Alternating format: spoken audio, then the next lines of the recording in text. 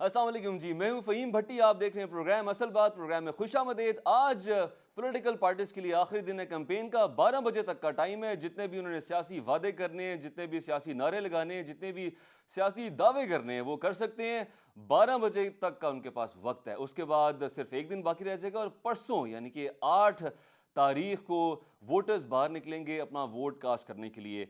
आज हम इसी वाले से बात करेंगे और मुल्क भर में, ख़ास तौर पे लाहौर में और पंजाब में सियासी सूरत-ए-हाल क्या चल रही है। पंजाब जिस पार्टी ने अपने नाम कर लिया तो यकीनी तौर पे वफाक में हुकूमत बनाना उस पार्टी के लिए आसान हो जाएगा। उस पर ही बात करेंगे। लेकिन सबसे पहले आज हम बात करेंगे प्रोग्राम के फर्स्ट हाफ में कि वोटर ने वोट कास्ट कैसे करना है। इलेक्शन कमीशन ने एक नया सिस्टम मुतारफ़ कराया है। वो सिस्टम को क्या कहते हैं, वो कैसे काम करता है, वो ऑफलाइन काम करेगा या ऑनलाइन काम करेगा। आईडी कार्ड्स की वैलिडिटी होनी चाहिए, नहीं होनी चाहिए। अगर इन केस जो इलेक्शन पोलिंग का जो वक्त है वो गुजर जाता है और उस पोलिंग स्टेशन पे वोटर्स मौजूद रहते हैं, तो ऐसी सूरत में क्या उनको इजाज़त मिलेगी, नहीं मिलेगी? तमाम मामला पे बात करने के लिए हमारे साथ मौजूद हैं स्टूडियोज़ में सज्जाद काज़मी, सच टीवी के हमारे रिपोर्टर हैं और सज्जाद की ये बीट है। इनसे हम पूछते हैं। सज्जाद, आपको वेलकम कहते हैं प्रोग्राम में। सबसे पहले बताइए कि वोट कास्ट करने का इस इलेक्शन में तरीकाकार क्या होगा? थैंक यू वेरी मच, आपने इनवाइट किया। सबसे पहले तो ये इसका नाम दिया गया इंक्लूसिव इलेक्शन का नाम दिया गया है। उसमें स्पेसिफिकली अगर बात कर ली जाए तो अब तक रजिस्ट्रेशन का जो अमल है वो ख़त्म हो चुका है और मुंजमद की जा चुकी हैं वोटर लिस्टें। उसके बाद अब जब भी वोट कास्ट करने जाना है 8 फरवरी को, से कबल तमाम के तमाम लोगों को, स्पेसिफिकली वोटर्स को ये कहा जाता है। इस मरतबा भी वोटर्स भी तकरीबन 2 करोड़ से ज़ायद इजाफा उनमें देखने में आ रहा है। 1 करोड़ 32 लाख इस मरतबा नौजवान वोटर जो हैं वो सामने आए हैं। तकरीबन इस मरतबा 12 करोड़ 82 लाख 73 हज़ार के करीब वोटर जो हैं वो अपना हक़ राय इस्तेमाल करेंगे। इसमें 8300 पर यानी कि 8300 पर आप अपना आईडी कार्ड जो है नंबर वो सेंड करेंगे तो आपको पोलिंग अपना स्टेशन जो नज़दीक होगा वो बता दिया जाएगा। क्योंकि होता यूँ ही है कि आपके जो आईडी कार्ड है अच्छा, उस तरीके कार पे आते हैं। ये बताइएगा कि वोट कास्ट करने का तरीका क्या होगा? किस कलर के बैलेट पेपर्स होंगे? स्टैम्प कहाँ पे लगानी है? और अगर गलती से स्टैम्प जैसा कि बताया गया तरीका कार है वैसा नहीं लगती तो क्या वोटर को दोबारा से पर्ची मिलेगी? देखिए, इस हवाले से ये इलेक्शन कमीशन की तरफ से बताया गया कि 2 इस मरतबा बैलेट पेपर जो है इस्तेमाल किए जा रहे हैं। एक वाइट कलर का और एक बिल्कुल ग्रीन कलर का इस्तेमाल किया जा रहा है। वाइट कलर का जो होगा प्रोविजनल को उसकी निशानदेही करेगा। प्रोविजनल सीट्स के लिए उसमें कैंडिडेट्स के नाम होंगे, उसके साथ इंतखाबी निशानात होंगे जहाँ पर जो है वो वोटर्स जाकर वोट कास्ट कर सकते हैं, उसके ऊपर मोहर लगा सकते हैं। और जबकि जो ग्रीन है वो नेशनल सतह को जो है वो नेशनल सतह की जो नशिस्तें हैं उस मुतालिक जो है वो अपना वोट कास्ट कर सकेगा। इसके साथ साथ ये बताया जा रहा है कि अगर आपका पेपर ज़ाया होता है तो आपको बार बार जो है इशू नहीं किया जाएगा। क्योंकि इस मरतबा भी 2070 टन पेपर जो है वो लिया गया है स्पेसिफिकली। और उसके बाद उनके ऊपर जो है वोट जो बैलेट पेपर है वो प्रिंट किए गए हैं तकरीबन 25 करोड़ से ज़ायद। तो इस मरतबा गलती की गुंजाइश बहुत कम होगी क्योंकि इस मरतबा उम्मीदवार भी तकरीबन 18,000 से ज़ायद जो हैं वो मैदान में हैं।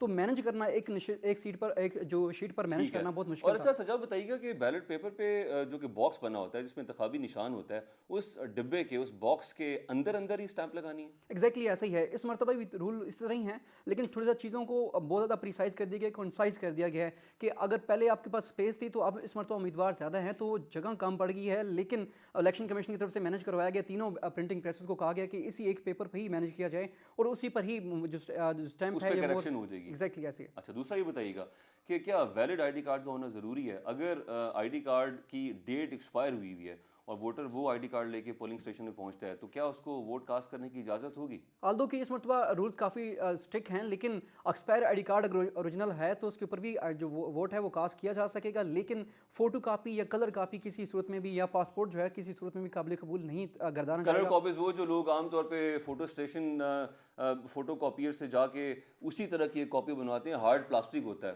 एग्जैक्टली ऐसे बट ही है। वो नहीं चलेगा। ओरिजिनल जो हुकूमत का दिया गया इशू करता आईडी कार्ड है वो चलेगा। ऐसा ही है, ओरिजिनल आईडी कार्ड ही हो अगर एक्सपायर भी हो तभी चल सकता है, लेकिन ओरिजिनल होना ज़रूरी है। और क्योंकि उसी के ऊपर निशानदेही होती है कि आपका टेम्प्रेरी एड्रेस कौन सा है और परमानेंट एड्रेस कौन सा है, उसके मुताबिक ही आपकी पोलिंग स्टेशन का तयन होता है। तो इसलिए आईडी कार्ड का वहाँ पर आपके पास फौरी होना बहुत ज़रूरी है। वक्त क्या होगा? कितने बजे स्टार्ट होगी पोलिंग और कितने बजे खत्म होगी? और ऐसी सूरत में कि वक्त खत्म हो चुका और उस पोलिंग स्टेशन पे वोटर्स की तादाद मौजूद है जो कि वोट कास्ट करने के लिए वहां पे खड़े हुए हैं, तो इलेक्शन कमीशन क्या कहता है कि क्या उनको इजाजत मिलेगी? देखिए, सुबह 8 बजे का टाइम दिया गया है पोलिंग के हवाले से, पोल डेज मुतालिक, और शाम 5 बजे तक पोलिंग की जा सकती है। लेकिन ये वाज़ेह तौर पर नज़र आ रहा है कि इस मतलब वोटर जो है टर्न आउट बहुत ज़्यादा होने का इम्कान है। तो ये इस वक्त भी महसूस हो रहा है कि 6 बजे तक जाएगा और वो वोटर जो कि वहाँ पर लाइनों में मौजूद होंगे, चाहे किसी वक्त भी अगर वो जाते हैं, अगर वो 5 बजे से पहले या 5 बजे तक वहाँ पर मौजूद हैं, लाइनों में लगे हुए हैं, तो वो अपना वोट कास्ट कर सकेंगे, चाहे उसके लिए 7 भी हो जाते हैं। लेकिन रिजल्ट जो है फॉर्म 45 का जो प्रिजाइडिंग अफसरान तैयार करेंगे वो बाद में तैयार किया जा सकेगा। ठीक है सजाद, बताइएगा आरटीएस को बड़ा क्रिटिसाइज किया गया था इस दफ़ा ईएमएस या आरएमएस यानी कि रिजल्ट मैनेजमेंट सिस्टम या इलेक्ट्रॉनिक मैनेजमेंट सिस्टम ये इंट्रोड्यूस कराया जा रहा है। इस सिस्टम के बारे में कुछ बताएं, ये ऑनलाइन काम करता है, ऑफलाइन काम करता है और इसका मैकेनिज्म है क्या? देखिए, ये तकरीबन 30 करोड़ से ज़ायद माली का तैयार किया गया, थर्ड पार्टी से तैयार करवाया गया, जिसमें एनआईटीबी की खदमात ली गई हैं, इलेक्शन कमीशन के खुद अपने हुकाम जो इसमें उन्होंने अपनी जो है वो खदमात दी हैं। अब इस सिस्टम को बनाने का मकसद बुनियादी तौर पर यही था कि दूर दराज इलाके, क्योंकि हमेशा देखने में आता था आरटीएस बैठ जाता था जब दूर दराज इलाकों से कोई कमांड दी जाती थी या डाटा जो है ट्रांसफ़र किया जाता था। इस मरतबा इलेक्शन मैनेजमेंट सिस्टम का नाम दिया गया, इस सिस्टम को इंट्रोड्यूस करवाया गया है और इसमें जो दूर दराज इलाके हैं जहाँ पर इंटरनेट की कनेक्टिविटी नहीं होगी लेकिन वो सर्वर से लिंक होंगे, वहाँ पर 3 डाटा ऑपरेटर हर पोलिंग स्टेशन पर मौजूद होंगे, जो कि प्रिजाइडिंग अफसरान के हवाले से प्रिजाइडिंग अफसरान जब फॉर्म 45 प्रिंट करेंगे तो वो उनको देंगे, उसके बाद वो इसको अपने रिटर्निंग अफसरान को देंगे, रिटर्निंग अफसरान अपने सूबाई इलेक्शन कमिश्नर को ट्रांसफ़र करने के लिए मजाज होंगे और सूबाई इलेक्शन कमिश्नर इस तरह जो है वो अपना जो तमाम का तमाम डाटा है वो वफाक में यानी सेक्रेटरीट में भिजवाएगा और ये सिस्टम पूरा काम करेगा जब वहाँ से एंट्री होती, चाहे दूर दराज इलाकों में इंटरनेट है या नहीं है। इस तनाज़र में ये सिस्टम काम कर सकेगा। ताहम इस मुतलिक भी अभी भी काफ़ी खामियां मौजूद हैं, जिसकी निशानदेही कुछ रोज़ कबल शहदाद कोर्ट के एक जो रिटर्निंग अफसर है उनकी तरफ से की गई, उस मुतलिक उनकी तरफ से ख़त भी लिखा गया। कौन सी थी खामियां? उसमें उनकी तरफ से ये कहा गया कि जब वो डाटा एंट्री करते हैं तो उसके बाद वो डाटा उड़ जाता है। उनकी तरफ से ये भी तहफ़्फ़ुज़ात का इज़हार किया गया कि अगर यही सूरत हाल रही तो इस सिस्टम के ऊपर शदीद हमारे तहफ़्फ़ुज़ात हैं वो बढ़ सकते हैं। उस मुतलिक ज़राए बताते हैं कि रावलपिंडी से भी 2 रिपोर्ट हुए लेकिन ओपनली वो नहीं हुए, लेकिन ये जो केस है ये ओपनली रिपोर्ट हुआ है, इसका बाकायदा लेटर भी जो है मंजर आम पर आया। नॉलेज में कोई ऐसी बात है कि वो डाटा रिकवर हो पाया कि नहीं? देखिए, उसके बाद इलेक्शन कमीशन के हुकाम ये कहते हैं कि हमने उनको ये कहा रिटर्निंग अफसर को कि आपने गलत जो गेटवे वो इस्तेमाल किया, आपने डीआरओ को लिखा है। डीआरओ इस वक्त जो है वो डिस्ट्रिक्ट रिटर्निंग अफसरान जो है वो इस वक्त आपके डीसी हैं, वो जो कि इंतजामिया के बंदे हैं, उनको इन चीज़ों का पता नहीं है। टेक्निकली आपको हमें कहना चाहिए था कि ताकि हम आपको अच्छा सजाद, यहाँ पे सवाल पैदा होता है स्टाफ की ट्रेनिंग का। अगर कोई शख्स जिसकी ट्रेनिंग प्रॉपर नहीं हुई या उसकी कैपेसिटी बिल्डिंग उस हद तक नहीं हुई, क्या ह्यूमन एरर की वजह से भी ये खदशा है कि डाटा रिमूव हो जाए, रिकवर ना हो पाए? देखिए, इस मुतलिक जब मैंने चीफ इलेक्शन कमीशन से बात की थी, उनकी तरफ से ये कहा गया कि देखिए गुंजाइश हर जगह होती है, किस हद तक गलती हुई है, कितनी बड़ी गलती हुई है वो चीज़ देखने वाली है। गलतियाँ हर जगह होती हैं और इस मरतबा भी होने के इम्कान है, लेकिन जो हक़ रायदही इस्तेमाल करने वाले वोटर्स हैं उनके लिए वाकई ये एक किस्म का एक आउटलाइक होगा कि उनके लिए एक किस्म का मसाइल बनेंगे कि अगर वो कास्ट करते हैं और वो उनका डाटा जो है सेव नहीं होता या उनके लिए ट्रांसमिट होने में मसाइल आते हैं तो ये इशू क्रिएट होगा। लेकिन इलेक्शन कमीशन बड़ा पुरअतमाद है, पुरउम्मीद है कि हम इसको बाकायदा तौर पर मुनज़्ज़म तरीके से इसको ट्रांसमिट करवा रहेंगे डाटा को और किसी किस्म के जो मसाइल जो निशानदेही रिटर्निंग अफसर की तरफ से की गई है उस तरह के मसाइल का हमें सामना नहीं करना पड़ेगा। ठीक है, पोलिंग स्टेशन पे इलेक्शन कमीशन का स्टाफ कौन कौन होगा? देखिए, पोलिंग स्टेशन के ऊपर जो है सबसे पहले तो उनकी इंतखाबी अमला है जो कि तकरीबन 12 लाख से ज़ायद है, जो कि इस मरतबा तैनात किया जा रहा है। इस तरह पोलिंग स्टेशन की भी कैटेगराइज की गई हैं, नॉर्मल पोलिंग स्टेशन है, असास पोलिंग स्टेशन है, 17,500 हसास पोलिंग स्टेशन। इस मरतबा 42% ऐसे पोलिंग स्टेशन हैं जो कि इंतहाई हसास हैं, यानी कि आपके 92,000 अगर 90,345 पोलिंग स्टेशन ओवरऑल बनाए गए हैं तो इसमें तकरीबन इस वक्त 39,000 जो हैं वो आपकी इंतहाई हसास हैं। 39,000 है, तो इसमें इस हद तक बड़ी रेशो जो है वो देखने में आ रही है। उसमें हर इंतहाई जो पोलिंग उसमें सूबाई की भी मिला के आप बता रहे हैं? एग्जैक्टली ऐसे ही है, क्योंकि नेशन वाइड बनाए गए हैं 90,000 से ज़ायद। नेशनल जो है वो 17,500 है। तो जो हसास पोलिंग स्टेशन हैं, बताइए कि वहाँ पे सिक्योरिटी की सिचुएशन क्या है? सिक्योरिटी पे मामूर क्या पुलिस होगी, एफसी होगी, रेंजर्स होंगे, आर्मी होगी? देखिए, नॉर्मल पोलिंग स्टेशन तो नॉर्मल है, लेकिन असास पोलिंग स्टेशन पर आपकी एफसी के 2 एहलकार जो हैं वो तैनात होंगे, जबकि इंतहाई असास पोलिंग स्टेशन पर आपकी आर्म फोर्सेज जो हैं स्पेसिफिकली पाक फौज के जो दस्ते हैं वो तैनात होंगी और उनकी भी कैटेगराइज की गई हैं 2-2, 3-3 जगहों पे मुख्तलिफ, जहाँ पे साइज़ बड़ा होगा, क्योंकि 1200 से ज़ायद एक रूल है इलेक्शन कमीशन का जिसके मुताबिक जो है उससे ज़्यादा वोटर रजिस्टर्ड नहीं हो सकते, तो वहाँ पर 2 या 3 बंदे खड़े किए जा सकते हैं। सजाद, अगर किसी वोटर को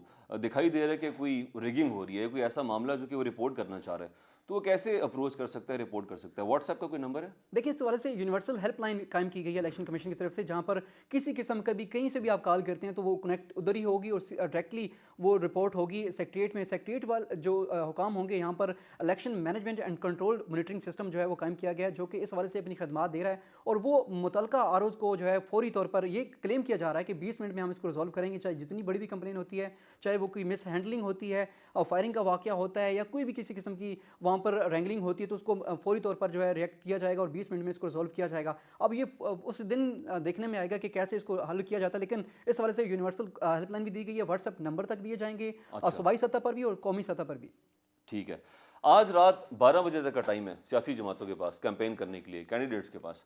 अगर वो इसकी वॉयलेशन करते हैं 12 के बाद या कल का दिन भी इस्तेमाल करते हैं, तो फिर कानून किस तरह से हरकत में आएगा? देखिए, इस वजह से इलेक्शन एक्ट 2017 की सेक्शन 191 के तहत रात 12 बजे ये पोलिंग का अमल जो है, जो कंपेन का अमल है, वो ख़त्म हो जाएगा। और उसके बाद कोई भी किसी किस्म की कंपेन जो है वो ना इलेक्ट्रॉनिक मीडिया एंटरटेन कर सकेगा, ना ही ऑन ग्राउंड जो है उसके हवाले से किसी राग़िब किया जा सकेगा किसी वोटर्स को, या वोटर्स को कहा जाएगा कि आप उनको वोट कास्ट करें। इससे कबल ये तमाम का तमाम अमल जो है ख़त्म हो जाएगा। उसके बाद वायलेशन होती है तो उस हवाले से मॉनिटरिंग टीमें हैं जो कि ज़िली इंतज़ामिया के साथ असिस्टेंस में हैं, और वो उनको रिपोर्ट करेंगी। और ज़िली इंतज़ामिया जब रिपोर्ट देगा तो उसके बाद इलेक्शन कमीशन उस हवाले से जो है अपने इख्तियार से इस्तेमाल करेगा। ताहम आर ओ के पास इस वक्त मजिस्ट्रेट का राइट मौजूद है जो कि एक सिविल जज का बराबर होता है। वो किसी वक्त भी कोई भी सज़ा जो है वो इलेक्शन एक्ट को देखते हुए दे सकता है उन लोगों को, उन कैंडिडेट्स को जो कि इसकी वायलेशन करते पकड़े जाएंगे।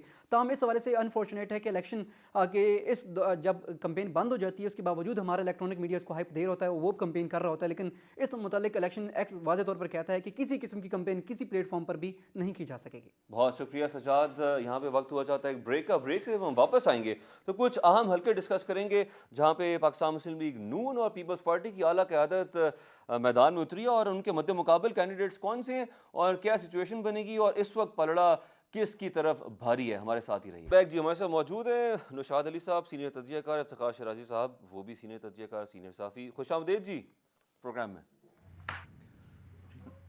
निशाद साहब आपसे जानना चाहूँगा लाहौर की आबो हवा क्या कह रही है, हवाओं के रुख किस पार्टी की जानिब हैं? और लाहौर के बाद पंजाब का जिक्र किया जाए तो पंजाब जिस पार्टी ने जीत लिया और फेडरल में फिर उसके साथ पार्टी के साथ आसानी हो जाएगी हुकूमत बनाना। जी बिस्मिल्लाहिर्रहमानिर्रहीम।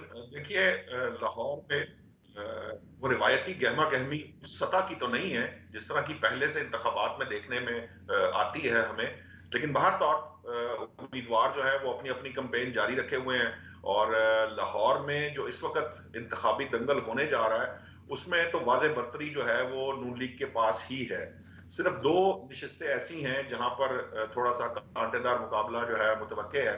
एक जरा साद रफीक साहब के बारे में ये ख्याल किया जा रहा है क्योंकि उनका हल्का डिस्टर्ब हो गया था, टूट गया था, कुछ उसके अंदर तब्दीली आई थी, तो कुछ वहां पे मामलात हैं। अभी मुझे कल परसों रात ये इतला मिली कि कुछ जो जिसे कहते हैं ना जो मोहल्ले में या कुछ यूसी चेयरमैन होते हैं या कुछ इस तरह के लोग होते हैं, उनमें से कुछ लोगों को साद रफीक साहब अपने साथ मिलाने में कामयाब हुए हैं, जिसके बाद वो भी थोड़ा कंफर्टेबल फील कर रहे हैं क्योंकि उनके मुकाबले में सलमान अकरम जो है वो भी रैलीज निकाल रहे हैं। कल भी उनकी एक रैली थी, लेकिन उस तरह का जो जिस तरह का आपको सोशल मीडिया पे जोर और शोर नजर आता है उस तरह का जोर और शोर आपको ग्राउंड पर नजर नहीं आता पाकिस्तान तहरीक इंसाफ की जानिब से। और दूसरा जो हल्का है वो ऑन चौधरी साहब का है। ऑन चौधरी साहब का जो हल्का है वहां पे ये ख्याल किया जा रहा है क्योंकि आपको पता है कि टर्न कोर्ट्स की जो पोजीशन थी, हमने जो ज़िमनी इंतखाबात हुए थे इससे कबल उसमें देखा था कि लोगों ने बड़ा रिटेलिएट किया था टर्न कोर्ट्स के अगेंस्ट। तो ये इस वक्त जो सिचुएशन है कि ऑन चौधरी साहब के लिए अलबत्ता मुश्किलात जो हैं वो थोड़ी सी हो सकती हैं। जहां तक पंजाब का मामला है, देखिए अब तक के जो सर्वेज सामने आ रहे हैं, जो कहा जा रहा है नून लीग के अपने भी सर्वेज हैं, कुछ इंडिपेंडेंट इदारों के भी सर्वेज हैं, इवन यहां तक कि अब तो बीबीसी ने भी कह दिया है कि इस वक्त जो स्ट्रॉन्गेस्ट रनर हैं, जो फ्रंट पर हैं और जो विनिंग कैंडिडेट हैं वो मियां नवाज शरीफ हैं। और इसी उसके अंदर पंजाब जो है वहां से उनकी कोशिश ये है कि वो कम से कम जो सिंपल मेजॉरिटी है वो इंश्योर करने की कोशिश करें। लेकिन जो उनके अपने सर्वेज हैं या उनकी अपनी जो इस वक्त बात की जा रही है, जो हमारे जराए वहां से बताते हैं, वो कोई 85% तो सीट्स वो सिक्योर करने की पोजीशन में नजर आ रहे हैं पंजाब की ओवरऑल। ठीक है। उसके बाद अच्छा, लाहौर की जानिब ना हम वापस भी आएंगे निशाद साहब और जिक्र करेंगे 130 का भी 123 का भी जहाँ पे मियाँ मोहम्मद शहबाज शरीफ साहब, 130 जहाँ पे नवाज शरीफ साहब, उनका मुकाबला डॉक्टर यास्मीन राशिद से है और पीपल्स पार्टी के इकबाल अहमद साहब हैं। लेकिन मैं जानना चाहूँगा इफ्तिखार साहब आपसे कि तकरीबन 6 माह हो जाएंगे केयर टेकर गवर्नमेंट को, तो जब 90 दिन में इलेक्शंस कराने चाहिए थे, खैर अब आखिरकार होने जा रहे हैं, तो फिर जब कानून आइन फिर हमारे जो एक सिस्टम बना हुआ है, एक निज़ाम बना हुआ है, उस पर चलने की बात जब की जाती है तो फिर कुछ जगहों पे पिक एंड चूज़ क्यों किया जाता है? मुझे नहीं मालूम कि यहाँ पे पिक एंड चूज से आपकी क्या मुराद है। और रह गया मामला कानून पे अमल दरामद। वक्त के तनाजुर का पिक एंड चूज कि 90 तो दिन में मेरा होने हैं कि ख्याल नहीं है होने। वो तो मुझे लगता है कि जो सारी प्लानिंग कर रहे होते हैं, जो मनसूबा साज होते हैं, टाइमिंग और इकदामात का इनिशिएटिव उन्हीं के हाथ में होता है। उनको मालूम होता है कि किस मौके पे क्या कुछ करना है और किसके खिलाफ कानून को एक्टिव होना है और किसके खिलाफ कानून को पैसिव रहना है। तो मेरा ख्याल में ये सारी बातें तो वहाँ पे होती हैं कि जिनके हाथ में इनिशिएटिव होता है। आम आदमी तो सिर्फ देख रहा होता है और मैं और आप जैसे सहाफ़ी सिर्फ सूरत हाल को देख उसको तज्जिया कर रहे होते हैं। तो बहरहाल इस मुल्क में तो एक पुरानी रीत रही है पिक एंड चूज की भी और कवानीन के इस्तेमाल की भी और चीज़ों को इग्नोर करने की भी। तो मेरा ख्याल में ये कोई एक नई बात तो है नहीं ठीक इस है। मुल्क के अंदर कि हमें थोड़ी सी इस बात पे हैरानगी हो। अच्छा, 100 से ज़ायद आलमी मुबस्सिरीन जो हैं वो मुशाहिदा करेंगे इस दफ़ा इलेक्शंस का, इफ्तिखार साहब। तो आप क्या समझते हैं कि ये एक फॉर्मेलिटी होती है या वाकई वो जो ऑब्ज़र्व करते हैं ऑब्जर्वेशन शेयर भी करते हैं और उसका कोई असर भी होता है? असूलन तो मेरा ख्याल में इन ऑब्जर्वर्स की बुनियादी जिम्मेदारी यही है कि ये ट्रांसपेरेंसी को, शफाफियत को, जाहिर सी बात है, जांचें और उसके नतीजे में जब कोई एक रिपोर्ट मुरतब करते हैं तो आने वाली पार्लिमान की जो लेजिटिमेसी है उसमें इस्टेब्लिश होती है या फिर नहीं होती। तो मेरा ख्याल में इसमें कोई शक नहीं है कि मुबसरीन का आना एक बड़ी इसकी अहमियत है। लेकिन ये है कि उनको कितना एक्सेस मिलता है और कितना जुडिशियसली वो चीज़ों को देख रहे होते हैं। और फिर मेरा ख्याल में पाकिस्तान जैसे मुल्क जिसमें बाहर इलेक्शन के अंदर मुख्तलिफ फैक्टर्स के इन्फ्लुएंस होने की एक तारीख है, वहाँ पे तो इस तरह के जो मुबसरीन हैं उनका किरदार कहीं ज़्यादा अहमियत इख्तियार कर जाता है। लेकिन बड़ी बदनसीबी है कि अगरचे इससे पहले माजी में हमने देखा है कि अगरचे आलमी मुबसरीन ने हमारे इलेक्शन प्रोसेस को बड़े एग्रेसिवली मॉनिटर भी किया और कुछ उन्होंने अपने कंसर्न का इजहार भी किया, लेकिन ना तो हमारे निज़ाम के अंदर कोई बेहतरी देखने को मिली और ना ही जो शफाफियत का मयार है उसके अंदर को हमें एक इजाफा देखने को मिला। तो बहरहाल ये एक एक्सरसाइज है, वो होगी। अब इसके नतीजे में जो रिपोर्ट मुरतब होती है मेरे ख्याल में वो 2024 के इलेक्शन की जो शफाफियत उसके बारे में हमें ज़रूर बताएगी। लेकिन जो मेरी इतलात हैं इस बार कोई इतना यूरोपीय यूनियन बिलखुसूस कोई ज़्यादा अग्रेसिवली इस इलेक्शन को मॉनिटर नहीं कर रही। और उस पर प्री इलेक्शन भी हम अगर देखें तो बहरहाल एक सियासी जमात के जो साथ होता रहा है, फिर जो ह्यूमन राइट्स का इशू है उसको लेके भी मेरे ख्याल में आलमी तंजीमें इस बार इतनी शद्दमत के साथ चीज़ों को नहीं देख रही कि जो माजी में हमें देखने को मिला है। तो देखें बहरहाल जब ये लोग इस सारे प्रोसेस को ऑब्जर्व करेंगे उसके बाद जो रिपोर्ट मुरतब की जाएगी उससे अंदाजा होगा कि कितने बेहतर अंदाज में इस सारे प्रोसेस को देखा गया है, फिर उनकी जो रिपोर्ट है वो क्या कहती है। ठीक है नौशाद साहब, नून लीग ने नारा दिया हुआ है पाकिस्तान को नवाज दो, पीपल्स पार्टी कह रही है चुनो नई सोच को, पाकिस्तान तहरीक इंसाफ कह रही है एक कौम यकसा कानून सब बराबर। अच्छा, आम वोटर जो होता है वो सियासी मंशूर के बजाय ना शख्सियत परस्ती पे, मेरी राय है, अगर आप इसे डिसएग्री करते हैं तो बताइएगा, कि शख्सियत परस्ती पे ज़्यादा वो जाती है और वो शख्सियात को देख के वोट देती है, ना कि मंशूर क्या या नारा क्या है। अगर ऐसा ही है, आप इससे एग्री करते हैं, तो आप इसकी वजह क्या समझते हैं और ये हमारे मुल्क के लिए पॉजिटिव है या फिर नेगेटिव है? देखिए, बाय एंड लार्ज तो ये बात दुरुस्त है कि हमारे यहाँ चूंकि सब कॉन्टिनेंट में शख्सियत परस्ती जो है उसको प्रमोट किया गया है और हमारी जो सियासी जमातें हैं वो उस हद तक उनके अंदर इटसेल्फ जो विद इन द पार्टी जो जमहूरियत है वो उस हद तक परवान नहीं चढ़ सकी जितनी के दीगर जो डेमोक्रेटिक गवर्नमेंट्स हैं या डेमोक्रेटिक मुल्क हैं वहां पर जो उसको उसको जैसे कह सकते हैं कि एक बूस्ट मिल गया। अब मामला ये है कि यहाँ शख्सियत परस्ती इसलिए भी ज्यादा है कि देखिए यहाँ पर एक बड़ा प्रॉब्लम ये रहा है कि यहाँ हमारे यहाँ ऑलमोस्ट आपके जो टोटल इंडिपेंडेंस है उसमें से आधी वक्त जो है वो आमरीयतें रही हैं और उन आमरीयतों के अगेंस्ट स्ट्रगल भी हुई है। फिर उस स्ट्रगल के दौरान भी और उसके अलावा भी बहुत सारी ऐसी जिसे कह लें कि हाई हैंडेडनेस है जिसकी वजह से वो जो है फिर उसके बाद जो जमात है वो उस एक हीरो को इस्तेमाल करते हुए, आपको पता है भुट्टो आज भी जिंदा है, तो वो उन बुनियादों पर वो उनको लेकर आगे चलते हैं। और दूसरी बात यह है कि देखिए हमारे वोटर का भी मिजाज है। एक्चुअली ये आप सिर्फ सियासी जमातों को इसका दोष नहीं दे सकते। हमेशा सियासी जमातें, जिस तरह मैं कहता हूँ कि मीडिया बेसिकली आईना है आपके मुआशरे का, इसी तरह से सियासी जमातों में भी किसी और मुल्क से लोग नहीं आते।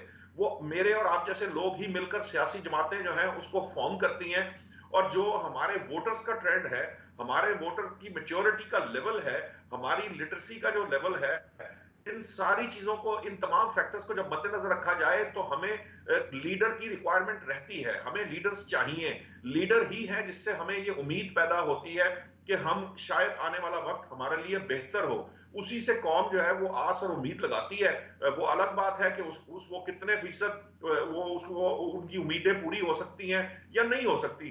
ठीक है। लेकिन चूंकि आपके यहाँ कौम बहुत सी चीजों से डिप्राइव्ड है, उनको बहुत से हकूक उनके पास नहीं है, बहुत से उनके मसाइल हैं, चाहे वो मुआशरती हो, चाहे वो मुआशी हो, चाहे वो सियासी हो या कानूनी हो, आईनी हो। ये तमाम मामलात जो हैं वो उस सतह पर नहीं है जहां होने चाहिए।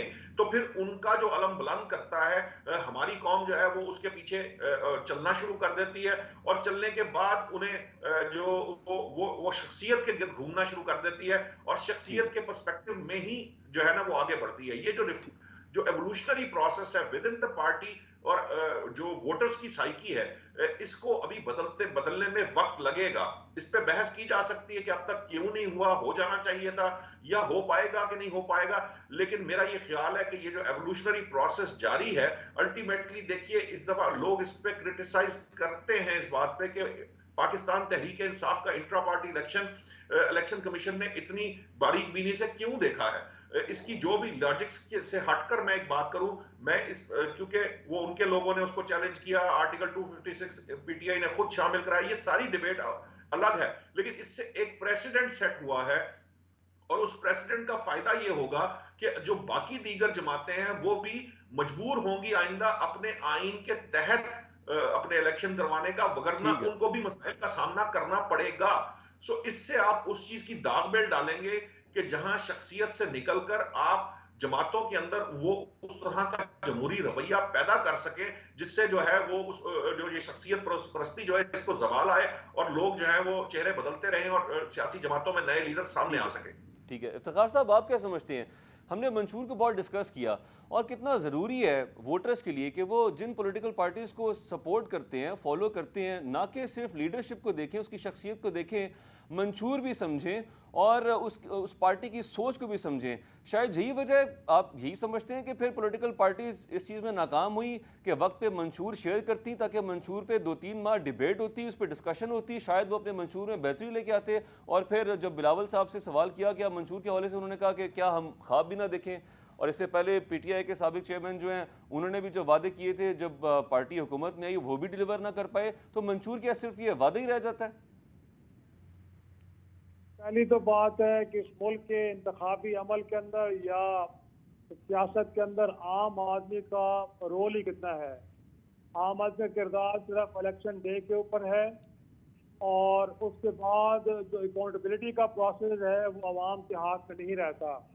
तो मेरा ख्याल में अगर हम ये बात करें कि अवाम इंतखाबी मंशूर को अहमियत दें, तो एक ऐसी पोलराइज सोसाइटी के जहाँ के अंदर लोग बरादरियों में, रिलीजन के नाम पे मुख्तलिफ एक तरह से चीज़ों में बटे हुए हों, उस मुल्क के अंदर इंतखाबी मंशूर क्या अहमियत रखते हैं। और ख़ुद पोलिटिकल पार्टीज़ का हाल आप देख रहे हैं, गोया कि उनके यहाँ भी मंशूर की इतनी अहमियत है कि एक जमात ने अगर कहीं कोई अनाउंसमेंट कर दी तो लामहला तौर पे बाकी जमातों ने ज़रूरी समझा कि क्योंकि हमने अपने आप को उसके एतबार करना है, उसके बराबर करना है, तो लिहाजा अब क्योंकि ये ज़रूरत पड़ गई है तो बेहतर है कि कोई मंशूर बना लिया जाए ताकि पब्लिक कंजम्पशन के लिए उसकी अनाउंसमेंट कर दी जाए।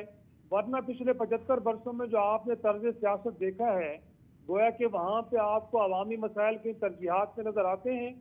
अगर एक चौथी बार प्राइम मिनिस्टर बनने का ख्वाहिशमंद शख्स मानशेरा में खड़े होकर ये कहे कि मैं यहाँ पे एयरपोर्ट बनाऊंगा, और शायद इस बात की तो मद्देनजर उसने रखा भी नहीं है कि क्या मानशेरा में एक एयरपोर्ट इंटरनेशनल वहाँ की ज़रूरत है कि नहीं, और फिर ये कि वो वहाँ पे एक मेट्रो बस चलाना चाहते हैं, और उनको शायद इस बात के जो हकीकी ज़मीनी हक़ाइक़ हैं उनसे वो नाबल्द हैं। गोया कि वो एक ऐसा इलाका कि जो पहाड़ी इलाका है, लोग पहाड़ों पे बसते हैं, लेकिन वहाँ पे वो एक अवामी बस चलाना चाहते हैं।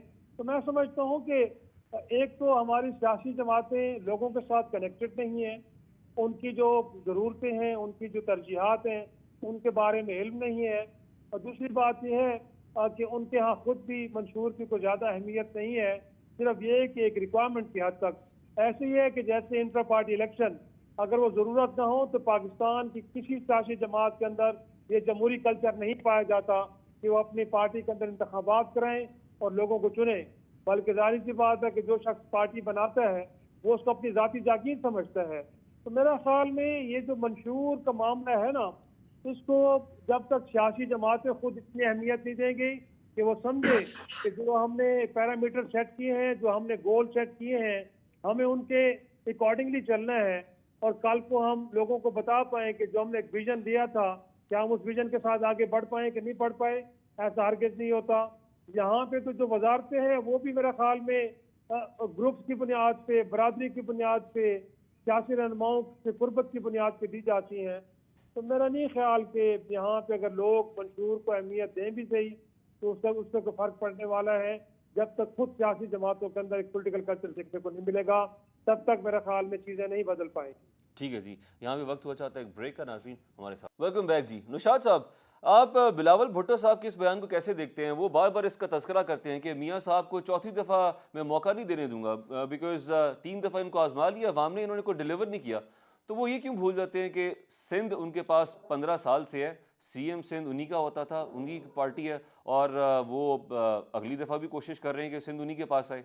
उसूलन तो फिर उनके पास भी नहीं जाना चाहिए चौथी दफ़ा। देखिए, ये जब आप बिलावल साहब जब anti Nawaz Sharif basically anti नून लीग कैंपेन लॉन्च करते हैं, तो इसके दो फायदे होते हैं। एक फायदा ये है कि एक तो वो नून लीग को डिस्कस करते हैं, जो नून लीग का वर्कर है या नून लीग का जो सपोर्ट रखता है वो उस पर चार्ज होता है, यानी वो उसका जवाब देना चाहता है या उसको बुरा लगता है या वो उसको जिसे कहते हैं ना कि उनको दोबारा एक जिंदगी मिलती है। अच्छा, दूसरा ये होता है कि बेसिकली जो बिलावल साहब का मकसद नून लीग को हिट करना या नवाज शरीफ साहब को हिट करने का वो ये है कि जितना भी एंटी नून लीग वोट मौजूद है, खास तौर पर उसमें वो वोटर्स जिसके बारे में हम कहते हैं कि वो स्विंग वोटर होता है या वो किसी जमात के साथ होता नहीं है, वो सिर्फ जो हवा चल रही होती है उसको देख के वोट देता है। और वो वोटर जो पीटीआई से मायूस हुआ होगा वो बेसिकली उस वोटर को केटर करते हैं एंटी नून लीग बयानियां बना के।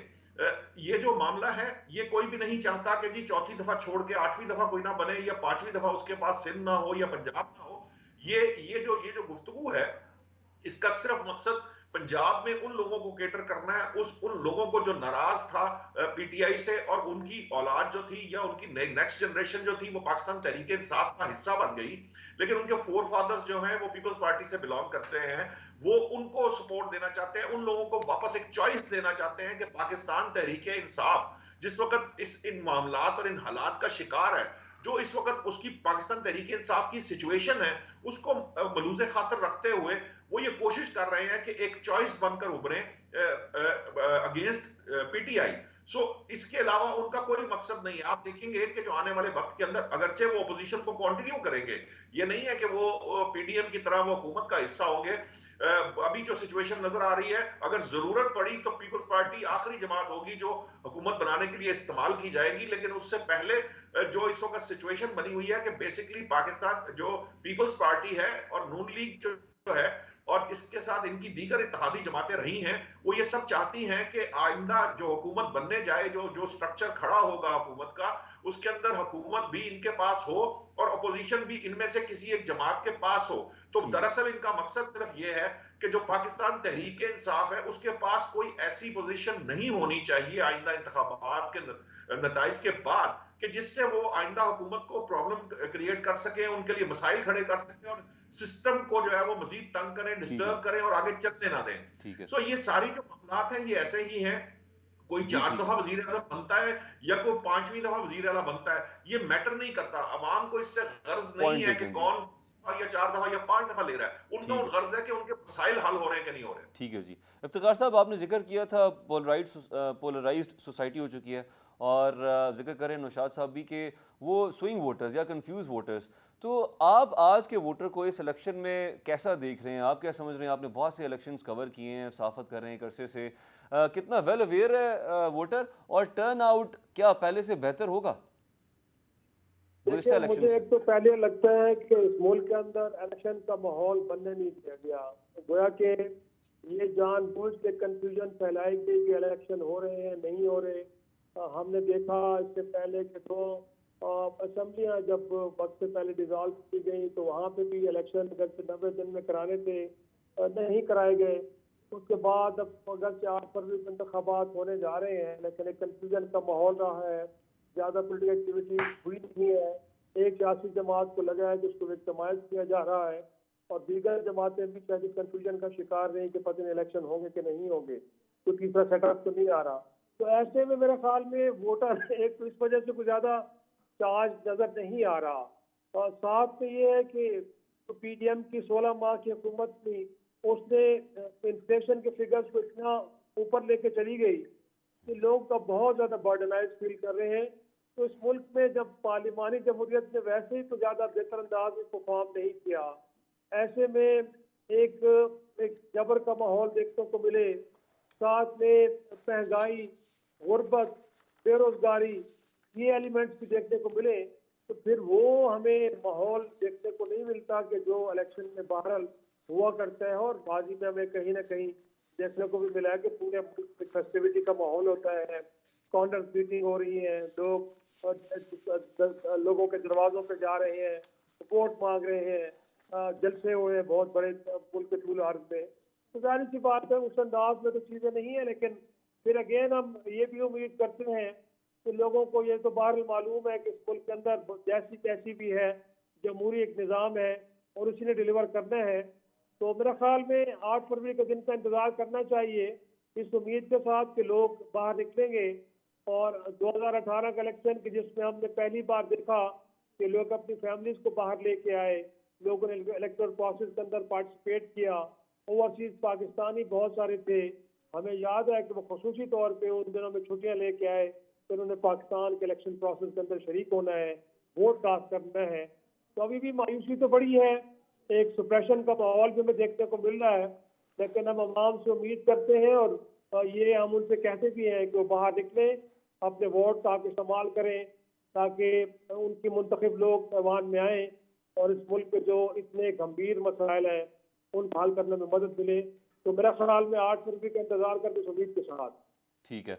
अच्छा नौशाद साहब, पंजाब में आप समझते हैं कि पाकिस्तान मुस्लिम लीग नून 80 से ज़्यादा सीटें निकाल लेगी? और अगर वो ऐसा कर पाती है, वहाँ से मेजॉरिटी लेती है पंजाब से, तो बज़ाहिर फिर सिंध में पाकिस्तान पीपल्स पार्टी अपेरेंटली, और बलूचिस्तान की सूरत हाल तो खैर आपके सामने ही है, वहाँ पे किस तरीके से हुकूमत बनती है या किस तरीके से पार्टीज टूटती हैं, कैसे मर्ज होती हैं।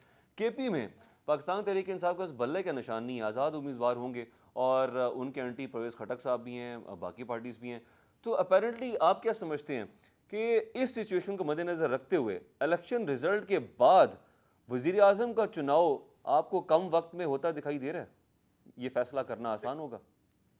देखिए, मेरा ये ख्याल है कि अभी तक की जो फॉर्मेशन जिस तरह की हमारे सामने आ रही है, या जिस तरह से मुस्लिम लीग नून जो है वो अपने जलसे जुलूस कर रही है, या जिस तरह की हवा बांधी गई है, या जिस तरह की खबरें हमारे सामने आ रही हैं, मुझे नहीं लगता कि आइंदा हुकूमत बनाने में किसी किस्म का कोई मसला होगा। जहां तक अच्छा। केपीके की बात है, केपीके में ये यकीनन पाकिस्तान तहरीक इंसाफ के साथ जो पार्लियामेंटेरियन बनी है, मुझे अभी कल परसों की बात है कि वो पता चल रहा था कि कुछ 16 लोग ऐसे हैं जिन्होंने ये वहां पे यकीन दहानी कराई है कि अगर वो इंतखाब जीत गए तो वो परवेज खटक साहब का साथ देंगे, क्योंकि वहां पीटीआई का एक बड़ा मसला बना हुआ है कि वहां पे हर नशिस्त पर कम से कम 2 उम्मीदवार हैं, 3 भी हैं बाज जगहों पे। और वो जो इंडिपेंडेंट लड़ने की वजह से उनका वोट तकसीम हो रहा है, और उसका फायदा जो है वो दीगर जमातों को होगा। एएनपी उसके अंदर बेनिफिशियरी हो सकती है, जमात इस्लामी बेनिफिशियरी हो सकती है। पीटीआई पार्लियामेंटेरियन थोड़ा सा मसला ही है कि वो टर्न कोर्ट्स हैं, टर्न कोर्ट्स को रेजिस्टेंस का सामना रहेगा इस इलेक्शन के अंदर। लेकिन जो बाकी सिचुएशन है पंजाब के अंदर, तो ये वाजे नजर आ रहा है कि पंजाब के अंदर काफी बेहतर पोजीशन होगी नून लीग की। जो कोई ऐसी उन्हें प्रॉब्लम मुझे नजर नहीं आ रही, क्योंकि यहाँ पर जो जिस किस्म की वो एक जैसे कहते हैं ना ट्रेंड डेवलप हो रहा होता है, वो ट्रेंड अब नजर आना शुरू हो गया है। वो अदरवाइज आपको गलियों मोहल्लों में, आपको जलसे जुलूसों में, लोगों की बातचीत में, डिस्कशंस में भी वो इस हद तक चला गया है कि जिससे ये नजर आ रहा है कि पंजाब में तो नून लीग जो है वो यकीनन 85% तक सीटें निकालने की पोजीशन में है। बाकी रही बात जो जो जो केपीके के अलावा, आप देखिए कि सिंध के अंदर एमकेएम से पहले ही इत्तेहाद किया जा चुका है नून लीग की तरफ से, जो उन्हें प्रॉब्लम आ सकती थी, जो मसाइल का शिकार हो सकते हैं फर्ज करें। अभी तो नून लीग का टारगेट ये है कि किसी भी तरीके से किसी भी जमात की सपोर्ट के बगैर वो अपनी सिंपल मेजोरिटी इंश्योर कर ले, क्योंकि सिंपल मेजोरिटी इंश्योर करना इसलिए भी जरूरी है कि आइंदा जो हुकूमत बने वो मजबूत हुकूमत होनी चाहिए, क्योंकि अगर मजबूत हुकूमत ना बनी, बैसाखियों के सहारे बनी, खासतौर पर ये रिमोट कंट्रोल पार्टियां जो कहलाती हैं, अगर इनके जरिए बनी तो फिर भी उसे मसाइल का सामना रहेगा। लेकिन जो आने वाला वक्त है, आज के बाद जब हुकूमत बनेगी तो उससे बहुत ज्यादा उम्मीदें होंगी अवाम की, क्योंकि अवाम बहुत अरसे से पिस रहे हैं, और ये जो पिछले 2-3 साल 4 साल गुजरे हैं, इसके अंदर तो अवाम का जो है ना, वो आप यूं समझ लीजिए कि निचोड़ लिया गया है उनको। सो अब ठीक है। अवाम ये चाहते हैं कि उनको रिलीफ मिले, खास तौर पर मुआशी रिलीफ मिले। अगर वो नहीं मिल पाता तो फिर शायद मामला उस हद से भी आगे चले जाएंगे, जिसके बारे में मैं और आप इमेजिन कर सकते हैं या देख सकते हैं। अवाम जो है वो इस वक्त तुले बैठे हैं कि अगर फर्ज करें कि उन्हें आइंदा हुकूमत कोई रिलीफ नहीं दे पाती और मसाइल को बेहतर नहीं करती, तो फिर जो है ना, इस मुल्क के मसाइल बहुत गंभीर हो सकते हैं। ठीक तो है। इसलिए एक स्ट्रांग हुकूमत का होना जरूरी है, जो फैसले ले सके, और ना सिर्फ फैसले ले सके बल्कि अवाम को रिलीफ दे सके। ठीक है इफ्तिखार साहब, आप भी एग्री करते हैं? आपको दिखाई दे रहा है कि पाकिस्तान मुस्लिम लीग नून बासानी हुकूमत बना लेगी? मुझे नहीं लगता, मेरा नहीं ख्याल कि वो इस पोजीशन में है कि अकेले हुकूमत बना सके। ऐसे में कि जब उनकी खुद पॉलिटिकल कैंपेन बड़ी देर से स्टार्ट हुई, उनके पास कोई अच्छा, अच्छा कता कलामी के लिए माजरत में इसमें ऐड कर दूं, अगर अकेले हुकूमत नहीं बना पाती तो अलायंस में आप समझते हैं बना पाएगी, कोलिशन में?